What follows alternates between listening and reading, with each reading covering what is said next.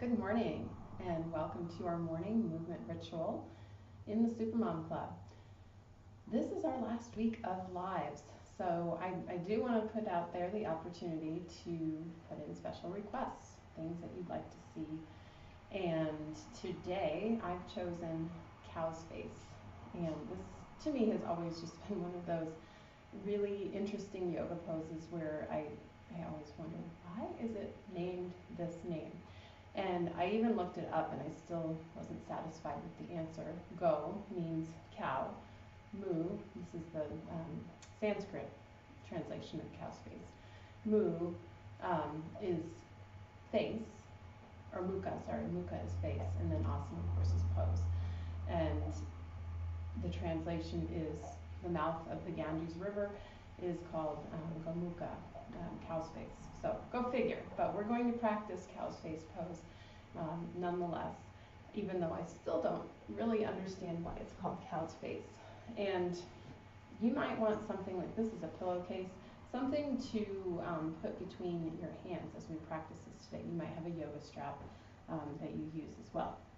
And we're going to begin actually with some shoulder openers. So if you take your hands and just open them, bringing your palms behind your back.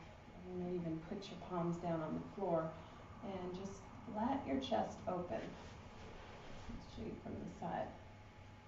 Lifting up, deeply breathing in and out. I always like the idea of warming up before opening into a big pose like this. Deep breath in. Filling the chest, rolling the shoulders back, looking up toward the ceiling perhaps, and exhale. Deep breath in and out. And anywhere there's any gripping in your shoulders, let that go. One more breath in and out. And let's come on up into tabletop. All right, so you've got your wrists under your shoulders, knees beneath your hips. Take a deep breath in and exhale. And now we're going to slide the right knee forward and bring the right thigh in front of the left. So basically, you're going to sit down with your thighs crossed.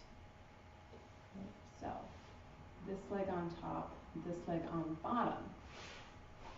Now I realize that this can be a very uncomfortable position if your hips are tight, in which case you can take a pillow, so it might be your right hip that's kind of lifting up off of the ground, or a yoga blanket to even things out. And just kind of lift your hips and find your sit bones, and you might even take the flesh out from underneath you and pull sideways so you can feel, okay, there's my sit bones. And so your legs are crossed. And then we're going to take our right arm, right hand, reaching it up. And I like to think of reaching out of the waist, lengthening. Pat yourself on the back. Now this is where you might discover as we take the left arm, palm facing back, and bring the hand behind you. This is where you might find that a strap becomes useful. Okay, I'm going to give you a back view of this. But if you can't touch your fingers together, I'm going to get around like this. So if you find yourself in this position where your fingers aren't touching and you're not able to clasp, then you take your yoga strap or whatever you're using to bridge the gap and you do this. Okay? So do what you need to do to create a feeling of connection. And let's bring our attention to the sit bones. Breathing in, widening your base. And as you exhale, engaging what is in yoga called Mula Bandha, or I call it the pelvic floor. So drawing the pelvic floor muscles in and out. Drawing your attention next to your belly button. Inhale. And exhale, just gently drawing the navel toward the spine. Now, likely many people arch their backs to make this happen. So now go to your ribs and draw your rib cage down. And feel your spine and your back body lengthen. And let's spend some time at the rib cage. Expanding the front of the ribs. And exhale. With your next inhale, expand the back ribs.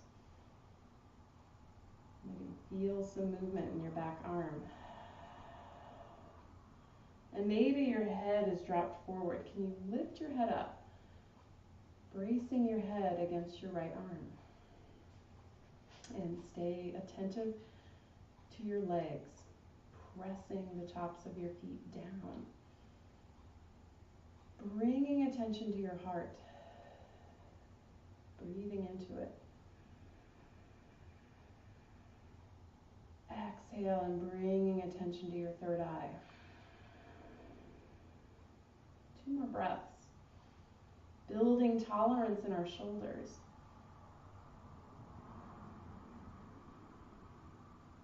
Softening the grip. 1 more breath. I'm going to release the hands on the exhale. Arms open. Wow. Big energy floating through those arms. Let your hands touch down to touch your feet. And so by this time, your hips might feel more open. You can lift your hips up, maybe stack your knees a little bit more. Inhale and exhale, bending forward. And then we start to go into hip opening, especially on that right hip, the thigh that's on top. And you can keep holding onto your feet, or you can tent your fingers on the floor and lift your heart. Lift your head and reach out over your top knee. And so now building tolerance in our hips. And it might be interesting to take your hand across, your left hand across. And what does it feel like in your back as you do that? In your hips. Breathing into the back of your shoulders. Exhale.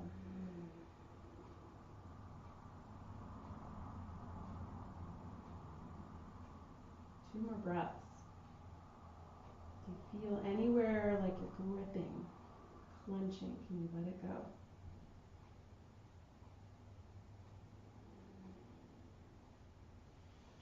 And then slowly coming up. We've got a whole other side.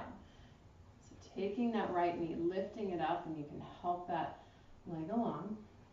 Let's come back to tabletop as we set up on the other side. It might even feel good to just free up some energy in down dog. Coming back down. And now it's your left knee. You're going to slide that knee forward, cross, left thigh over the right. And what's interesting is you sit back, you might feel like, oh, this side is very, very different. I know for me it is. And you might find you need a prop on one side and not the other. So again, lifting your hips, separating the sit bones, pulling the flesh out, and then grounding the tops of your feet. And you can kind of turn your arches up so the tops of your feet are pressing into the ground. If you find your left hip is rolling up, just slide a prop underneath. And take a moment to just get grounded. Feel your sit bones. Breathe into your pelvic floor, the Mula Bandha. Feel an opening, and as you exhale, draw the muscles of the pelvic floor up, like you're doing a Kegel. Navel. And inhale the arm up, left arm. Pat yourself on the back. And walk your fingers down. You might even take your hand and just reach the elbow higher. And then right palm reaching around. And again, you might find something interesting. Like in my case, my right shoulder is a lot tighter than your righty. You might need something to bridge the gap on one side but not the other. And draw your right shoulder back, grounding down through your legs. And if you're using a prop, you can walk your hands up or your hand up the strap as your shoulder loosens. Deep breath in. If there's any sensation of gripping, holding on, forcing, let that go. Lifting your head upright. Breathing into your heart, sending a shining energy up to your third eye. Close your eyes. Internalize the pose. Feel the connection of thigh to thigh, feet to the earth.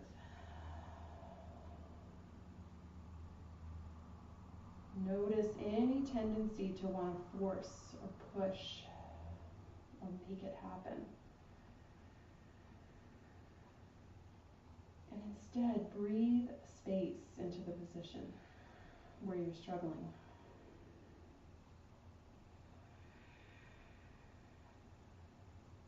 You might find it beneficial to use Ujjayi breath. You can hear me doing that.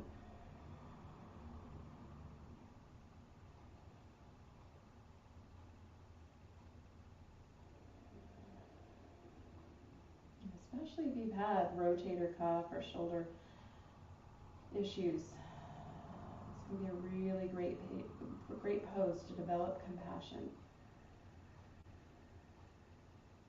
Inhale and exhale.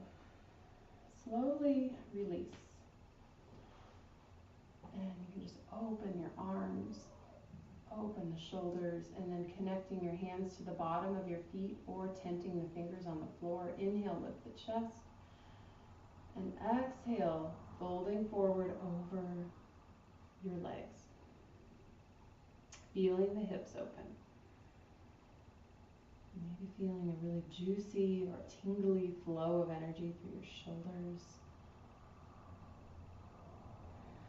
Can you ground both of your sit bones down? Keep your breath flowing. And now, wonder what it would be like to reach your right arm across, even hooking your elbow against the outer left knee.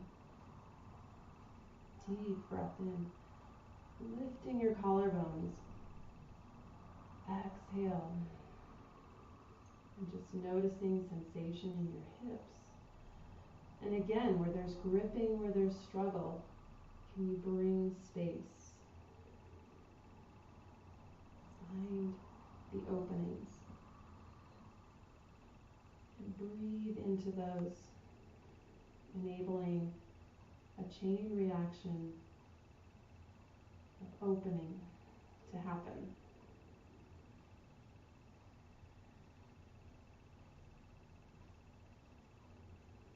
And just gazing upon your body with interest and wonder.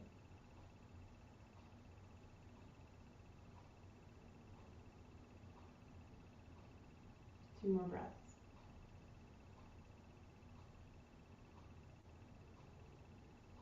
And embracing the you that is tight and stiff. And knowing that stiffness came to be because you're active. And coming up slowly. And you can take your hand, lift your foot, lift your knee, arm across. And just a seated sound angle, feet together, and just letting the energy flow through your hips, through your thighs. Breathing tall. Exhale, shoulders down, neck long. And just letting your palms open. It might feel good to just cross your legs and spend some time in meditation. And get yourself grounded for the day, for the week. And bless yourself. I invite you to bring your hands to your heart. And thank you so much for being here, either live or in a recorded version. And I'm wishing you a wonderful start to your week. Namaste.